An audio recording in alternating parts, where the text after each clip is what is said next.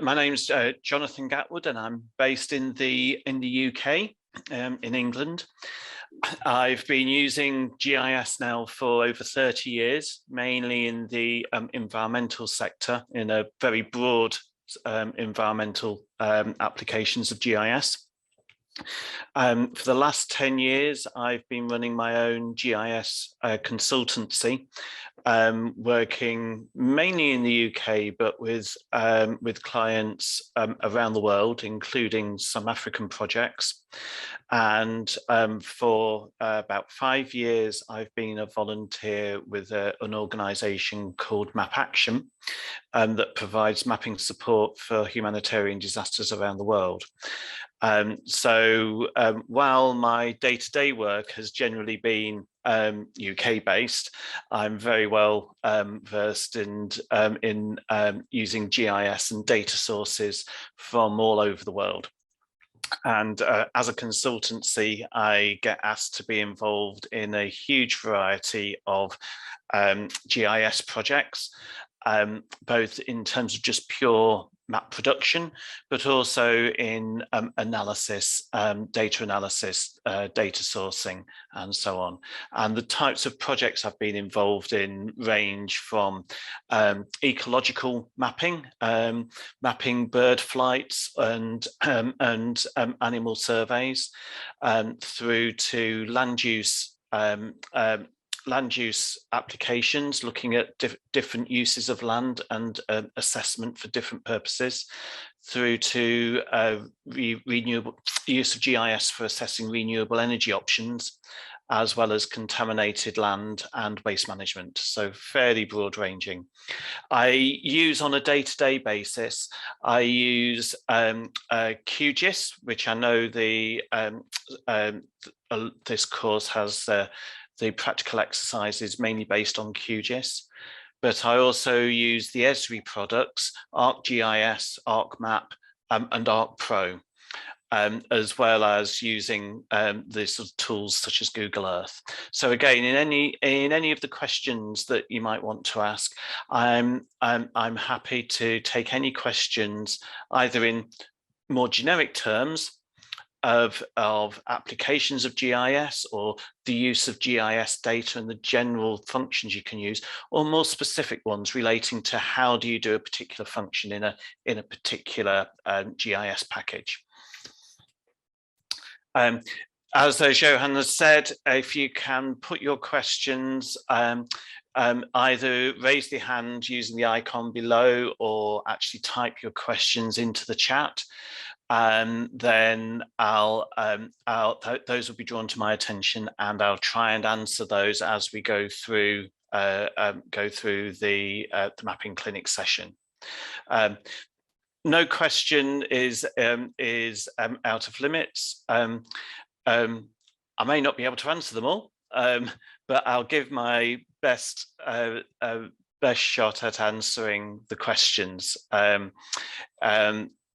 Yeah, it's often, some of them can get quite technical, but I do have the different software packages open that I can share to guide you through different aspects of the software if it's of that nature. But yeah, do ask any questions on anything to do with GIS in general, mapping, data sources, analysis, functions, anything like that. So just to get us started, and it was a question following on from the last mapping clinic session. I just wanted to cover in general just some of the key aspects of GIS, and this may help prompt some questions as you go along. So feel free, as I'm talking, to post any questions about any of these aspects of GIS that I'm going to cover.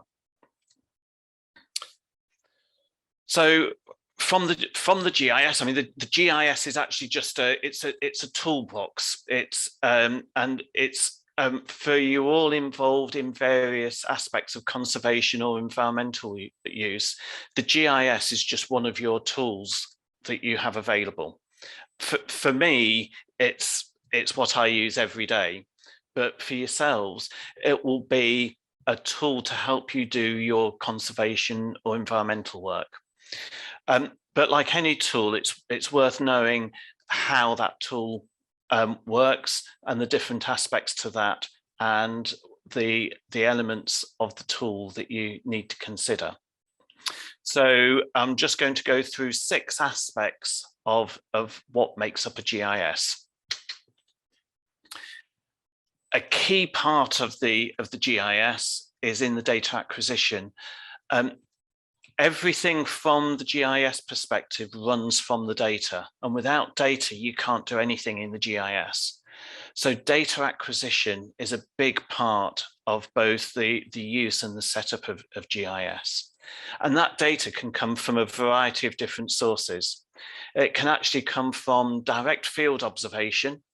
And you can see here a group of people literally out in the field with a quadrat, taking notes of what I guess it's what plant species are found in that quadrat that's on the ground there. So that's one aspect of collecting data in the field.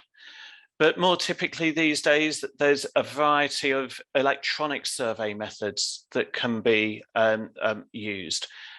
Whether it's recording electronically using your mobile phone or a GPS device, or the more technical and detailed and accurate surveying equipment that's shown in the middle photo with the person using the electronic measuring device on a tripod.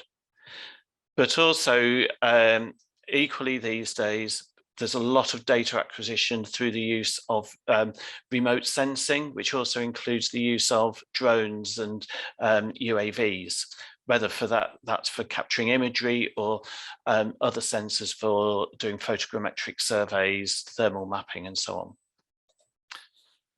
Once you've got the data, there's a whole aspect of managing that data, often processing it in a way that it can be imported into the GIS.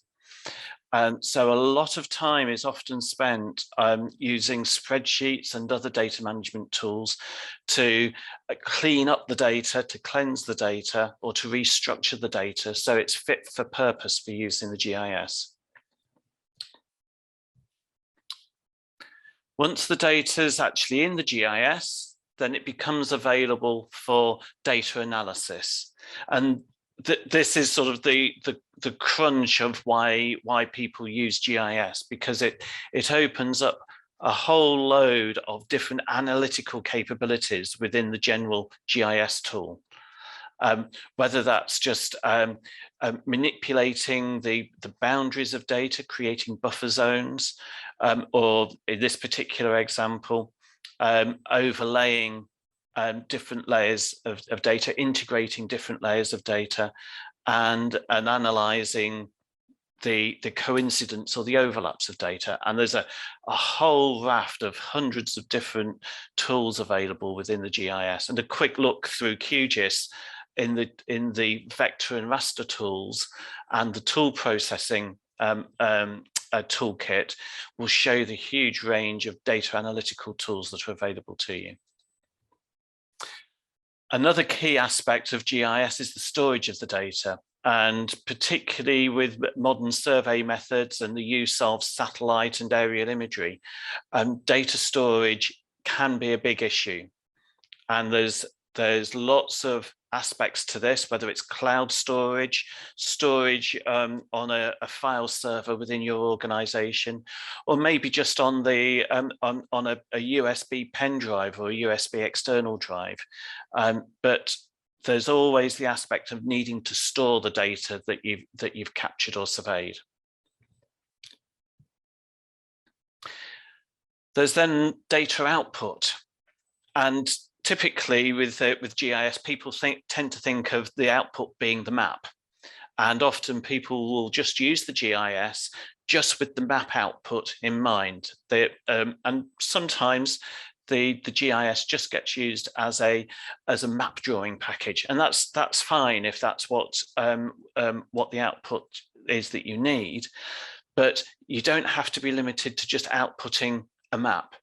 the outputs can be in many different formats and contain various ways of presenting the information that you've got in there. You can output just to as a raw data table to an Excel spreadsheet. The output from your analysis may actually be a pie chart or a graph or a table, or it may be being used in an infographic to help actually present complex data in a more easily understandable way. So being able to think more broader what your outputs are from the GIS and not be constrained just thinking that the GIS is there to produce a map will actually help you get the most use out of the data that you've spent all that time collecting, managing, analysing, storing, and then finally outputting. But once you've actually got the output, there's no point keeping that to yourself. The whole purpose of doing all those different elements will ultimately be that you want to share the results with someone. You want to share that output with somebody. And there's loads of different ways in thinking about data sharing. Again, it can tie in with your data storage processes, and storing the data in a cloud environment, online in a cloud environment, makes it much easier for you to be able to share that same information. But sharing, the data sharing may actually be just about printing up your map output on a wall. The left-hand photo there is a colleague of mine from Map Action explaining about the map output in a presentation environment by sticking the maps up onto the wall. And sometimes that's what's needed. Or again, you may want to actually do all the GIS and data acquisition and analysis and output to be able to make that processed, analysed data available for use with a mobile application on a mobile or tablet. Or you may actually just want it to go into a report, and there's still very good reasons why you just want to be able to create the map or the graphical output just to go into a standard paper report to be published and shared. And there's huge scope for that as well. It doesn't have to be electronic. So that's just a brief run through the main aspects of GIS. So it's open to everybody here to actually start asking some of the questions, and it can be about any of those aspects I've gone through, or it can be about more GIS and mapping in general, or more specifically to do with any of the bits of software, the QGIS, Google Earth, ArcGIS, ArcPro, anything. So please put your questions in the chat, or physically or metaphorically raise your hand using the icons at the bottom of the screen. So I'll just throw it open to the floor at the moment, just for any questions, if anybody's got any.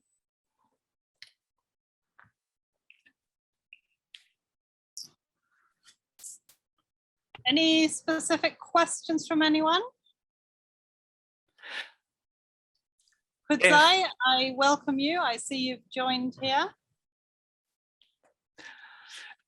If there's no questions right now, I can. I'm quite happy talking a little bit about some of the data sources that you can access via QGIS, which may help get you thinking about some of the easily accessible data sources that you can freely get through the QGIS software that are all ready to use. I think that sounds a good idea, Jonathan. I don't see anyone's hands up. Okay, so just bear with me while I share the right screen.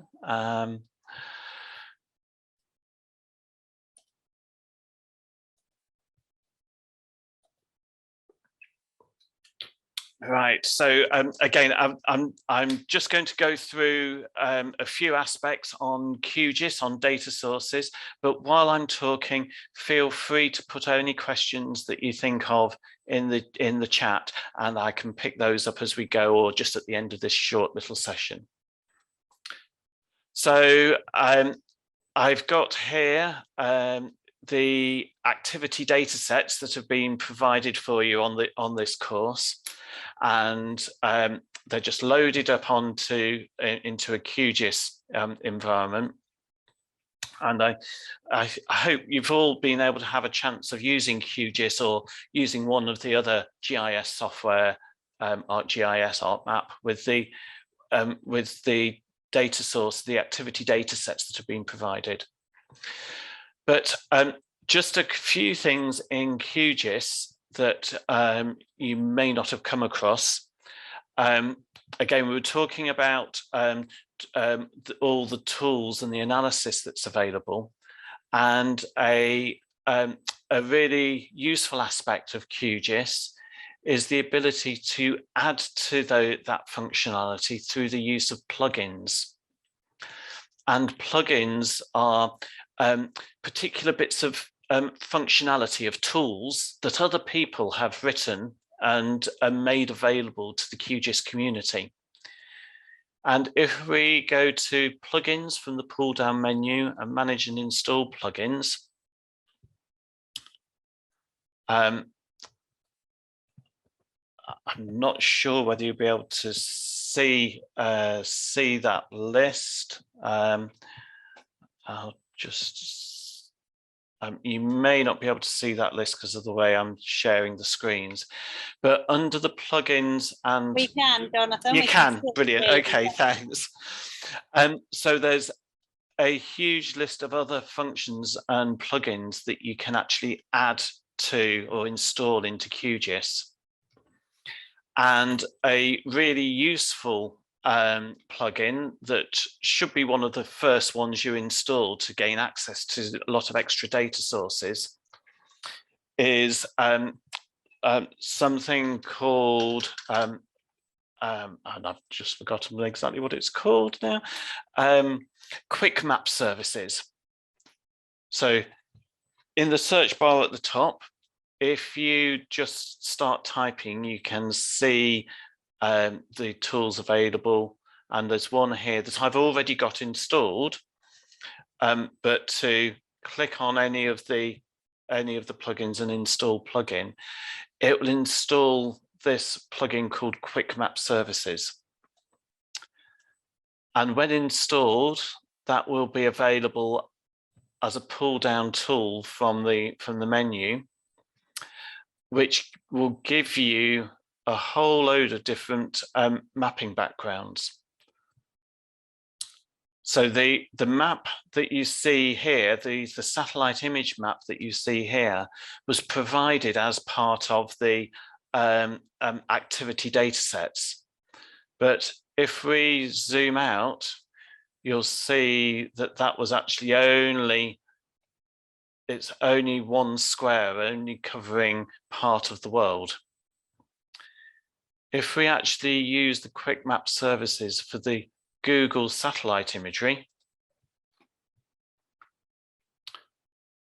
and switch off the supplied tile, we can see we've actually got the whole of the world as a Google satellite image. And this is completely interactive. So we can zoom into a small area and the satellite image will just keep updating as we zoom in, bringing in more detail. When you're zoomed out, looking at a whole continent or the whole world, you're only seeing a limited amount of the detail. That's not all the detail in the satellite imagery is not displayed from the word go, but as you zoom in, more and more detail becomes apparent. So if we continue zooming in, and you can see down to individual tracks and individual properties, and all this is available from the Google satellite imagery which you can access through QGIS. But also under the Quick Map services, there's other information sources, and it's really worthwhile just having a look through all of these different data sources. But one of them is the OpenStreetMap, OSM.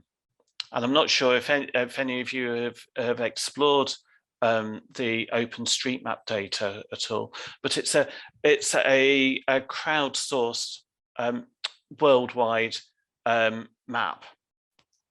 And if we add that on, you can see that it's got various bits of mapping detail. Because it's crowdsourced, the level of detail that's in the map isn't always consistent. And I'll show you another area in a bit where there's a huge amount of detail. But it can be, again, depending what level of scale you're looking at, and you can get really useful information there as a background map. But there's also other tools available from the plugin that allow you to download the OSM data. So rather than it being fed to you on the GIS as a background map, you can actually download the data to actually start analyzing the data that's actually sitting in that background map. So rather than it being a background map that you can just turn on or off, or off and on, as the case may be, once you've downloaded the OSM data, you can begin to extract particular features. So for instance, here's all the rivers extracted from the OSM data. And if I turn the OSM data background map off, you can see that the only thing that's shown here is the rivers. And if I take the activity data off, you can see that the only thing there that you're left with is the rivers. So it might be that you're wanting to do some analysis on proximity of wildlife within the proximity to rivers. So you could extract the rivers. You could create a buffer zone around the river to actually identify a survey area, and actually concentrate your focus of study around some of the river systems. But it's not just the representation of the river on the map that's in the OSM data. That's actually got attribute information and data sitting behind the map. And you'll find this with GIS, that it's not just the map that's the key thing, it's the data. It's the data behind the map that's the key thing. Somewhere, yes, I'll show you where the OSM tool is in a couple of ticks. I'll certainly get to that question. If we look at if we open the attribute table for the rivers, we'll see that as well as it just being rivers, it actually defines the river into the type of watercourse that it is, whether it's a river, a drain, a stream, a canal, and it even actually has the names of the rivers. And likewise, there's the road networks as well. So I'm adding in the road networks. And we can see in this area, there's a lot of dense roads that are showing. And you can see it's showing each individual road within this built up area. And likewise, there'll be attribute information there defining what the different types of roads are and the names. So from the OSM data, from the OpenStreetMap data, you can get a lot more information than just what's shown on the map, and it's in a usable form for you to analyze. So going back to the questions that are starting to come in, which is great. So Samuel, yeah, I can show you where the plugin is. So if we go to the plugins and manage plugins, if you just start typing into OSM, you can see that there's a tool here called OSM Downloader. And that will allow you to download a rectangle or download OSM data within a defined rectangle. As it says, it says, let's say, yeah, the plugin to download OSM data by area using a selection by rectangle. So, so you'd have to define a rectangle, select the rectangle for the area you want to download, and then it will just download the OSM data within that rectangle. You don't want to download all of the OSM data that you have access to. It would take forever. So being able to just select the area that you want to use, then that's one way of doing it. And I'll just show you another way of being able to access pre-downloaded OSM data. So I'll just stop sharing my QGIS screen and share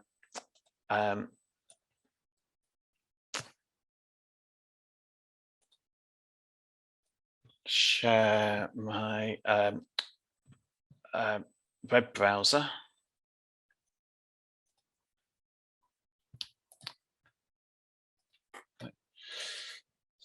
So OpenStreetMap actually has its own website.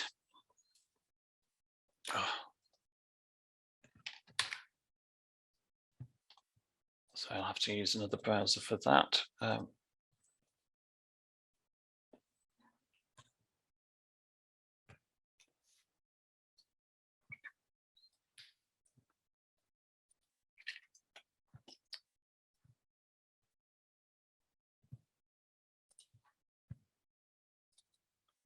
Right, so I'm now sharing the browser for OpenStreetMap, and there's an export tool here which allows you to export for a particular area, and you can use export there.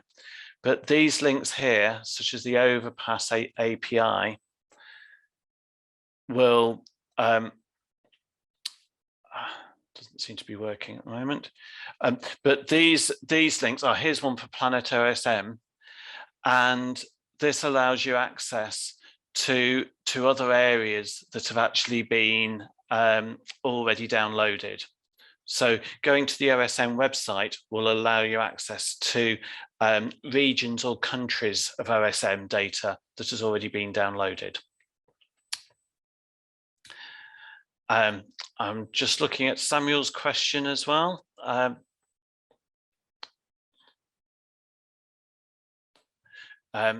Right, so Samuel's question is about using a raster data set and being able to extract data for things like watersheds.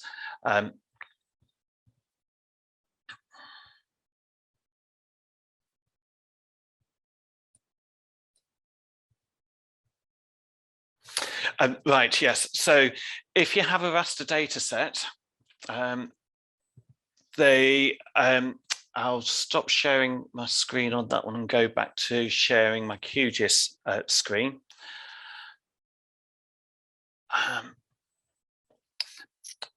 So the general principle, again, it's applicable to any GIS, but if you have a raster data set and you have a vector polygon data set defining an area that you want to extract data for, as Samuel says, a river basin, for instance, then there's all GISs will tend to have a function for clipping a raster set of data. Sorry, no, I've just seen that Samuel wanted it in ArcGIS. So I'll stop sharing my QGIS screen and share my ArcGIS screen, and I can answer it specifically to ArcGIS.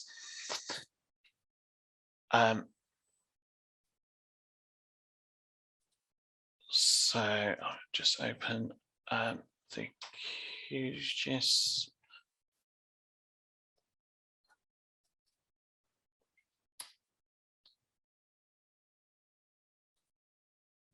Right, just make sure I'm showing the right one. There we go.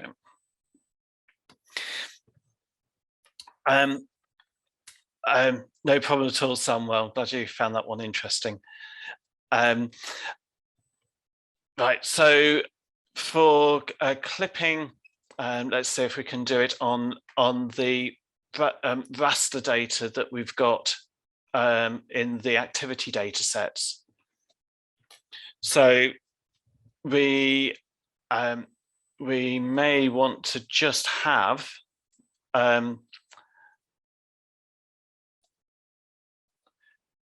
we may just want to select the raster data for that particular polygon, for that particular municipality.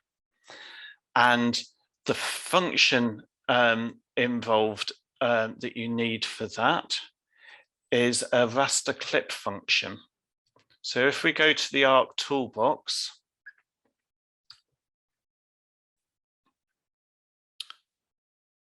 it just takes some time to open up first off. So if we go to the data management tools raster, and I can never remember exactly which one it's in. Raster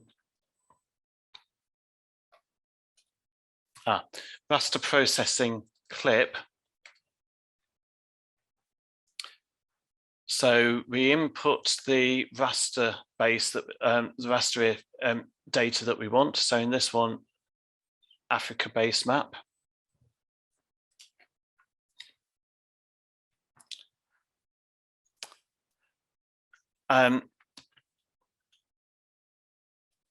And the output extent, the layer that we're going to use to clip is the district municipalities.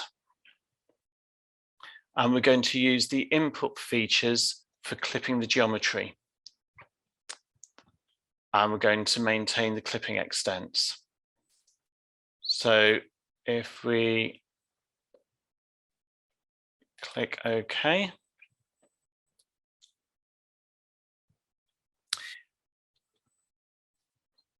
this has then created a new layer called Africa Base Map Clip.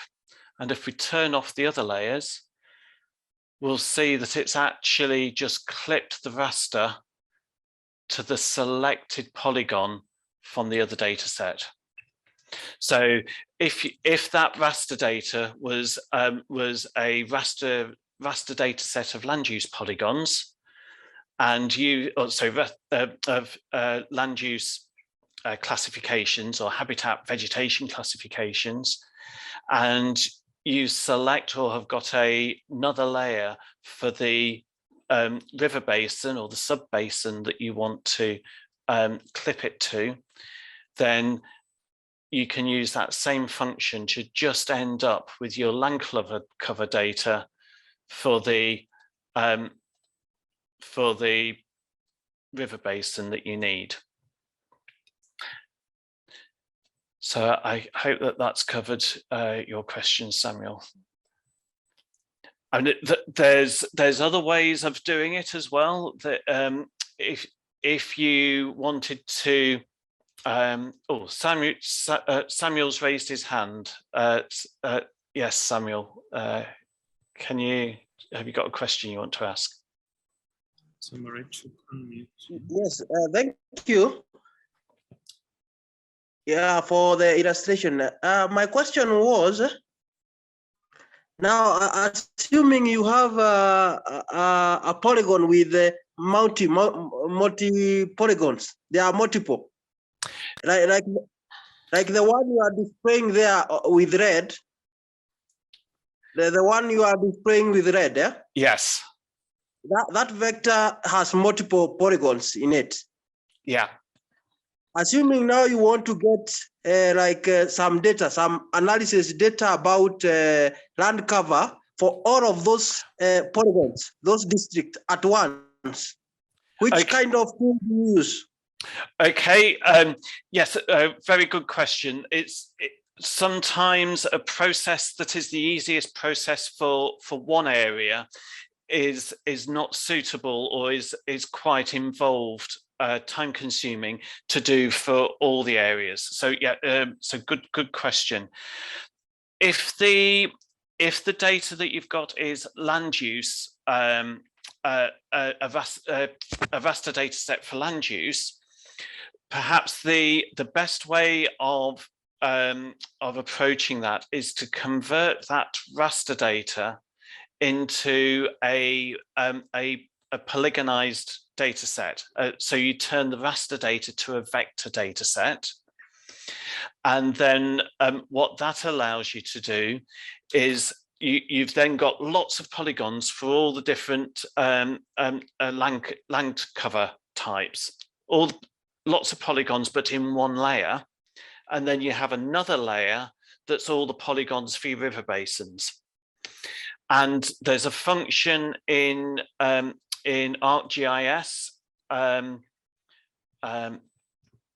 Just bear with me a minute.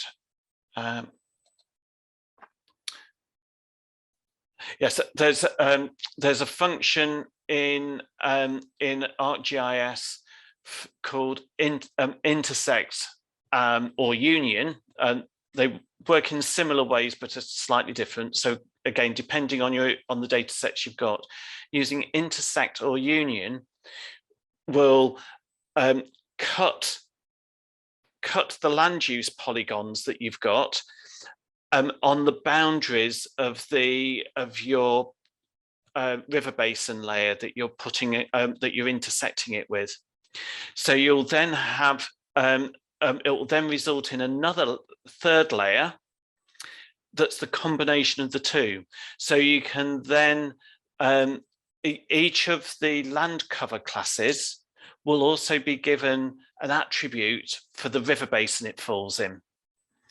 So what that means is you've then got one layer, but by filtering the data or putting in again in terms in ArcGIS terminology, if you created a definition query, you could then get all of the land cover data for a particular river basin, or you could then start to analyze it with the different parameters that you may have, or the different attributes that may be relating to the river basin.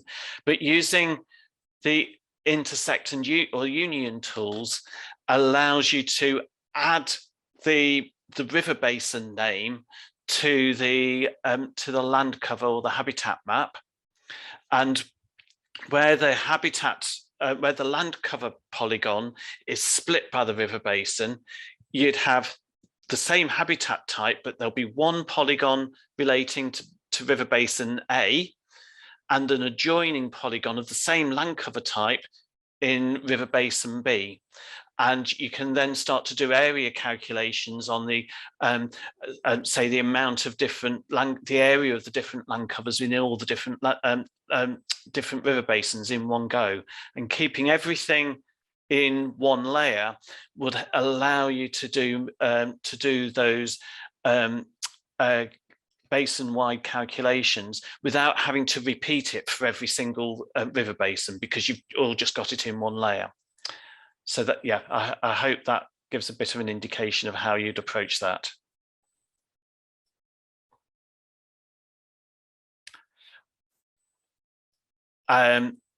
We've got a question. Sorry, carry on. Well, I was going to say, do you see the question from Zolo? So, yes. Can I demonstrate how to go about clipping a SAT base map in QGIS? Yeah, I'll just stop that in ArcGIS and open up QGIS.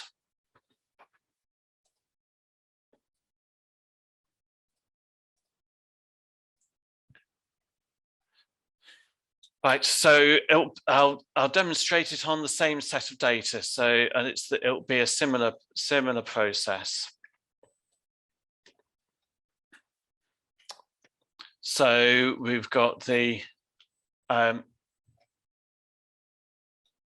base map there. I'll select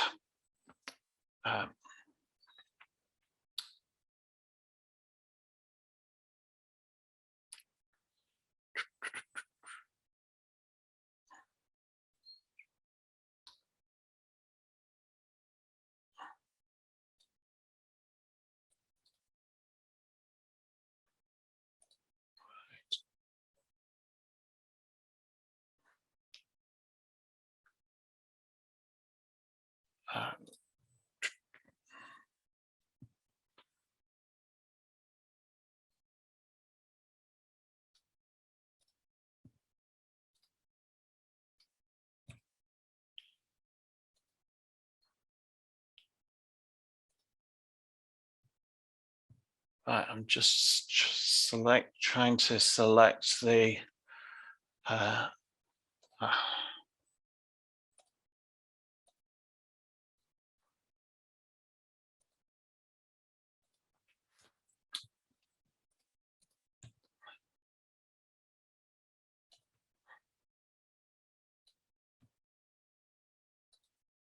okay, so I've got the area selected here for Johannesburg.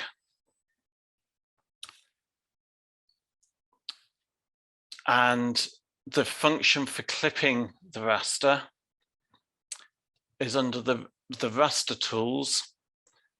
And there's a subset here called extraction. And there's two ways to do it. There's clip by raster extent. And that will extract it by a rectangular block of an area. But the tool that we need is clip raster by mask layer. So the input layer that we need to clip is the activity 3, is the Africa base map. The mask layer that we're going to clip it by is the district municipalities. And because we've got we can either clip it to the full extent of that municipality layer, or we can clip it to the selected features, which is what was highlighted in yellow of Johannesburg.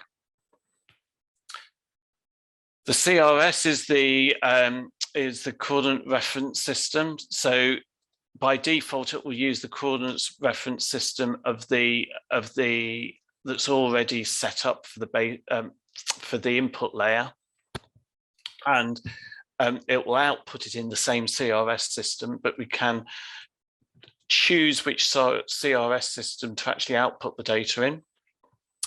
But there's various other parameters to tweak the way the tool is used, but we'll just keep the basic ones. So all you really need is the input layer, the mask layer, and use selected features if indeed you have selected a feature in the mask layer.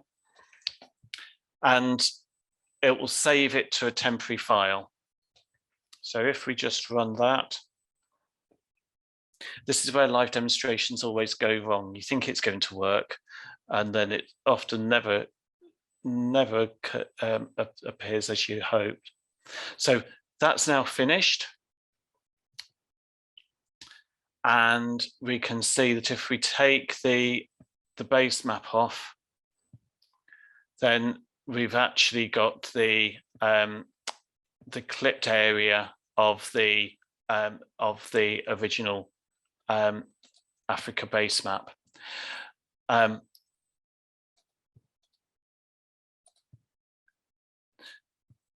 resolution of the supplied data isn't really good enough for that level of detail that we've zoomed in on. So if you see it has clipped that area, but the resolution isn't all that good. So the way to approach that, if you actually really wanted the satellite data to be clipped for that, then we go back to the Google satellite data that we could get from the quick map services. And because that's a data feed, you wouldn't be able to clip that data as is, because it's actually coming in from somebody else's file server. It's just a data feed and not actually a layer of data that you've got to manipulate. But by exporting that map to an image, you can capture that data at, say, 300 dots per inch. And if we save that as a JPEG image, I'll just put it in a folder.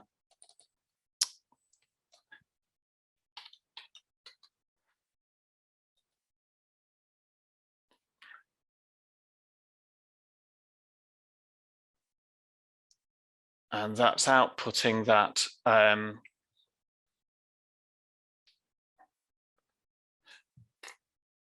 yeah, so that's now output that image, and I'll just share the photo of that. So you can now see the photo of that more detailed satellite image for the specific area that we actually need. That can then be brought into QGIS, and then that's the layer, like the Africa-based map supplied, that you can then clip that out to just be the administrative boundary. So yes, the area looked different. I'll just put that back on. It had a black outline just because of the slight differences in the way that the output, the image output, the raster output is handled within QGIS as ArcGIS. You'll find this, that the actual functions are fairly similar, or they'll give you the end result, but it might be in different, slightly different formats. We can get rid of that black by changing the way that raster image is displayed. And there's I'm just trying to think of the most appropriate way of doing it in QGIS. There's various parameters that can be used to actually then display.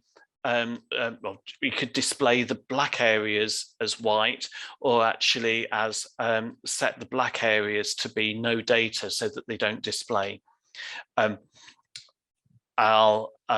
If we've got time at the end, I'll come back to showing exactly how to do that. But any of the data, any of the raster data sets, there's lots of different ways in which you can then tweak or alter the way that they're displayed to get it exactly as you want.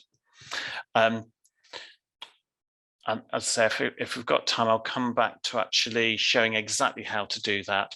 But it will be in the layer properties and the way that the symbology is set up. And you can then take away or not display the black areas in black, you can display them in white, but you may want to, there's other processes of creating masks and displaying masks over the top of it to hide the black areas.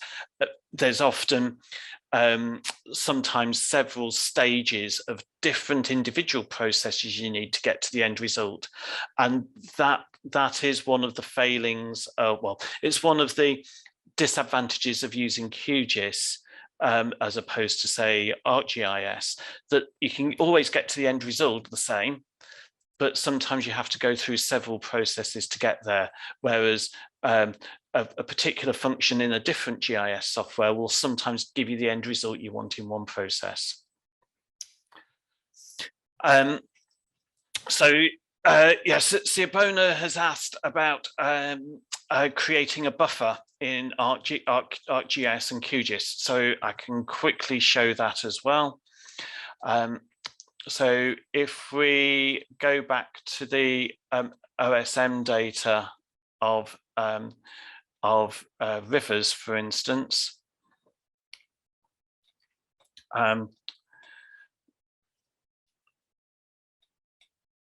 let's just take this river system. I'll just quickly get a set of data that we can work on for this.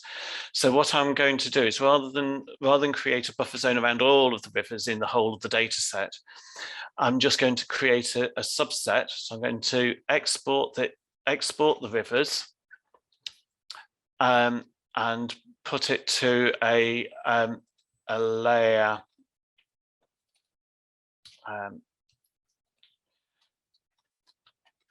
called rivers extract. And what I'm going to do is under extents, I'm just going to export it for the area that we can see in the map extent, just to give us a smaller data set to work on for this exercises. So you can see here now we've got the rivers. Oh, sorry, I'll stop sharing that screen. Hopefully this. Right. Sorry, Murat, can you see that screen now with QGIS in the top left-hand corner? Right, so I've extracted out a subset of rivers. So rather than being the whole river set to work on, if I take away the OSM layer, we've just got a subset. And by going to the vector geoprocessing tools buffer, we're working on the rivers extract data set. And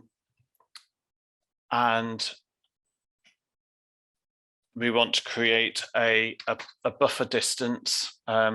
Actually, this is where we need to make sure we're using the appropriate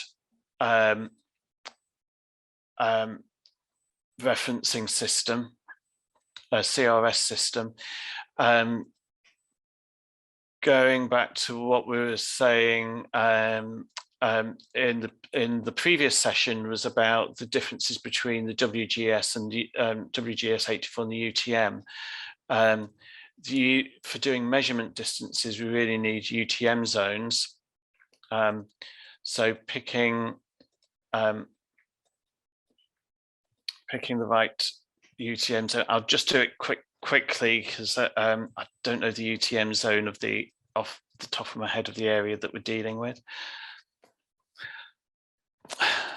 But we'll do geoprocessing tools buffer using the rivers extract layer, putting in the distance here. Again, there's a mismatch here between the map projection system and the distance, which is why it's always important to set up, if you're working in a particular area, it's always important to set up the right map projection. Otherwise, we're going to have problems when we actually do this analysis. But for now, I'll just see if this works. This is the buffer zone, put in the distance there. And that's certainly not what we want. I've got the distance wrong on that one. So let's put it as 1/2 degree and see what happens there with that one.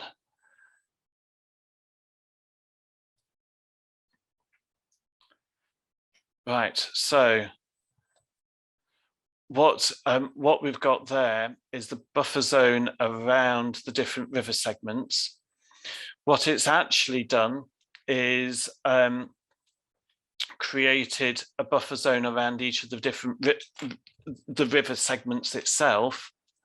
So that's why you've got lots of individual polygons. I'll just try that again, just to see if I can get that a little bit more realistic.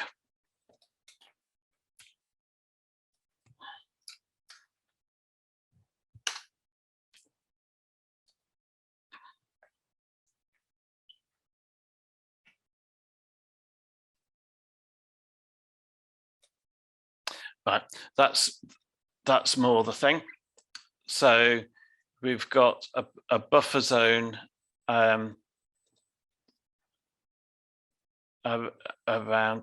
all the rivers. Again, can't really see that. I'll just alter the symbology of the rivers so that you can actually see the rivers. There you can see the blue rivers and the buffer zone that it's created.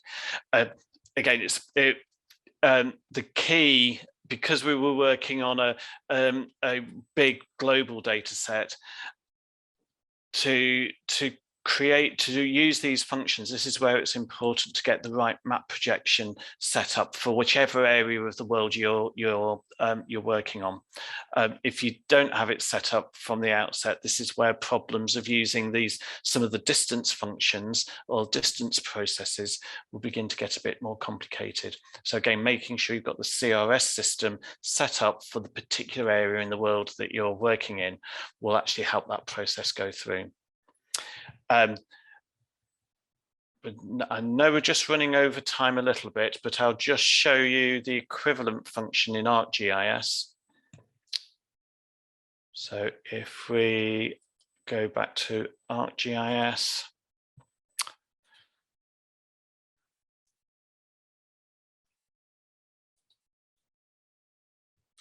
if we bring the map layer that we just created, the extract of the rivers. So there's rivers extract, and again, this is a really useful point to be aware of, that although I was previously creating this rivers extract layer in QGIS, because I saved this as a shape file, it's easy to actually share within other GIS systems. So that same data layer that we created in QGIS, I'm now actually using exactly the same data layer in ArcGIS. And the tools there for doing the buffer is at the top of the geoprocessing functions. And again, you have the same options of inputting the layer that you need and where the results are going to go.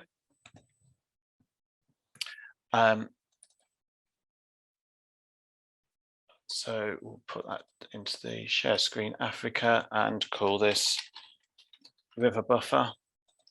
And again, the same function. Here it's a little bit easier to choose between the units that you're using. So I can use meters, put in the distance of the buffer in meters, and this will then be processing it. Again, depending on the complexity of the data, this can take a little while, and I think that's added in. Here we go. There's the river buffer. If I just zoom into a small area, you can see there's the river with the buffer zone created from it. These little hoops are just where you've got the individual river sections. If I select that river, you can see the river section for that bit ends there, and that corresponds with where the buffer zone goes round the end of the river sections. What I should have done in that instance was if I choose a dissolve type of all, that would have dissolved all the sections into just one single buffer zone. And Yeah, that it's those little details of functionality where which are a bit different depending which software you use. But that's basically the principle in creating buffers around linear features in ArcGIS and QGIS. So we're just about 5 minutes over the time. I'm happy to take a couple more questions if there's any questions anyone answers, but we've used our long time, but I'm happy to carry on if there's anything else anybody wants to ask. Thank you, Jonathan. That was really, really good. And thank you everyone for all your questions. Are there any more that people are keen to ask? Because this is our last mapping clinic. Okay, well, thank you very much indeed, Jonathan. Once again, problem. Absolute pleasure. And I hope everybody got as much out of it as I did. I certainly learned more on this clinic than I think I was aware of. So thank you. And all of you, we will see you for Kudzai's talk. So thank you, everybody. And we will see you next time. Thanks a lot, everybody, and thanks for the questions. They were good questions this time.